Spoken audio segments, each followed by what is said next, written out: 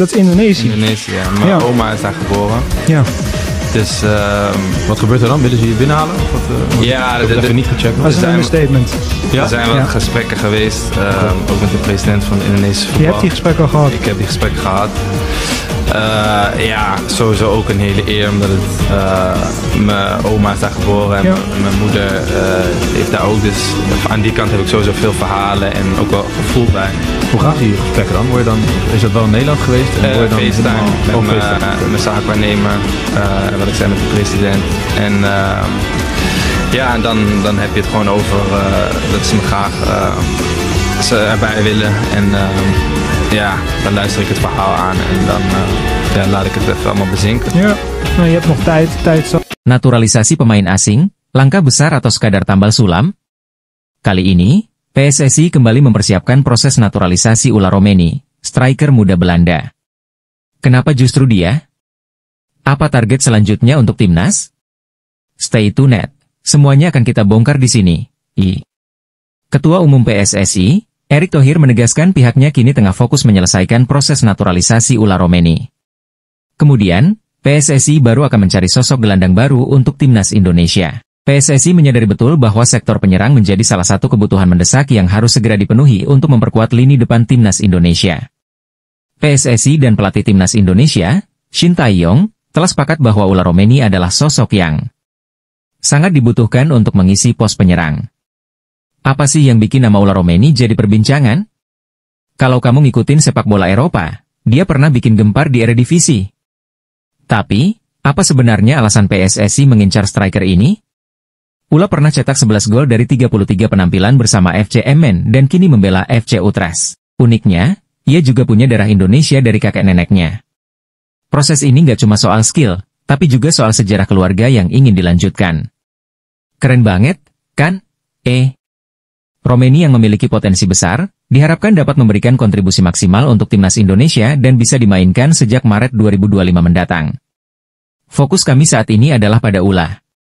Kami butuh striker, dan tentu saja, kami juga ingin memiliki 150 pemain terbaik Indonesia, termasuk pemain keturunan, ujar Erick Thohir. Selain sektor penyerang, Erick Thohir juga menyoroti posisi gelandang yang masih menjadi perhatian utama dalam jangka pendek. Meskipun timnas Indonesia memiliki beberapa gelandang berkualitas seperti Tom Haye, Ivar Jenner, Nathan Choyaon, dan Ricky Kambuaya, Erick merasa kedalaman di posisi ini masih belum cukup memadai. Dari pertandingan terakhir, kami melihat bahwa komposisi pemain semakin baik. Namun, sektor penyerang dan pemain tengah masih membutuhkan penguatan. Dengan formasi 3-4-3, misalnya, kami hanya memiliki satu cadangan pemain tengah, ungkapnya. Ia juga menyoroti pentingnya kekuatan cadangan dalam tim. Kita semua tahu, saat Kevin Dix cedera, tidak ada penggantinya. Beruntung ada Sandy Walsh yang bisa mengisi posisi tersebut.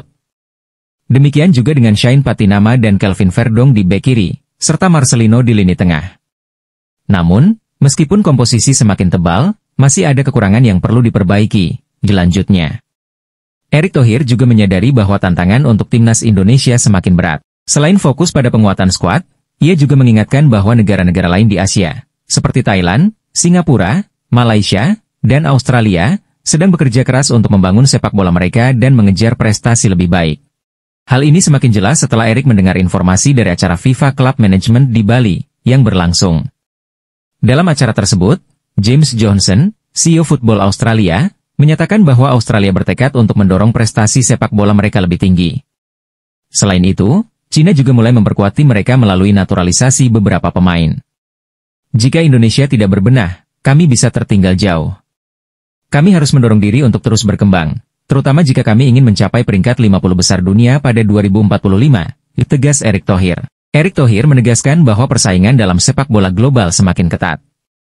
Timnas Indonesia harus siap menghadapi tantangan besar di masa depan, dan jika tidak meningkatkan kualitas permainan serta pengembangan pemain, Indonesia bisa saja tertinggal jauh dari negara-negara lain.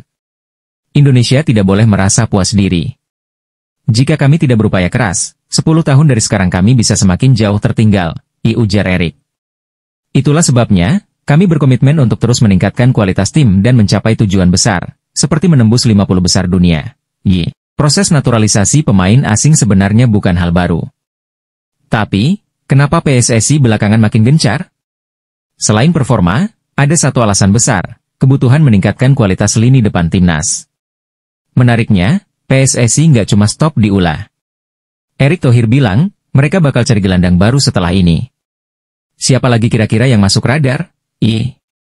Kalau dilihat dari segi potensi, jelas Ula punya skill mumpuni. Tapi, ada tantangan besar yang harus dihadapi.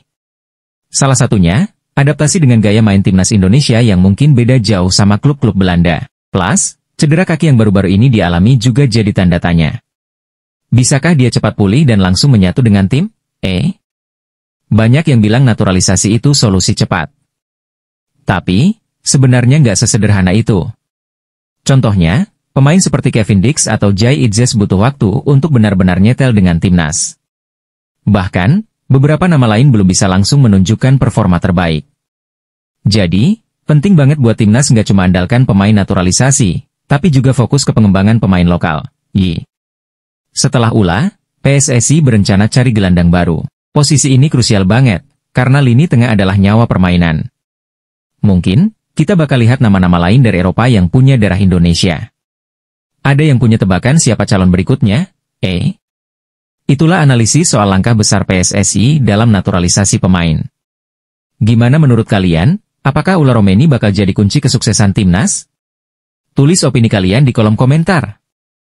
Jangan lupa untuk like, share, dan subscribe supaya nggak ketinggalan update terbaru soal sepak bola Indonesia. Kita jumpa di video berikutnya.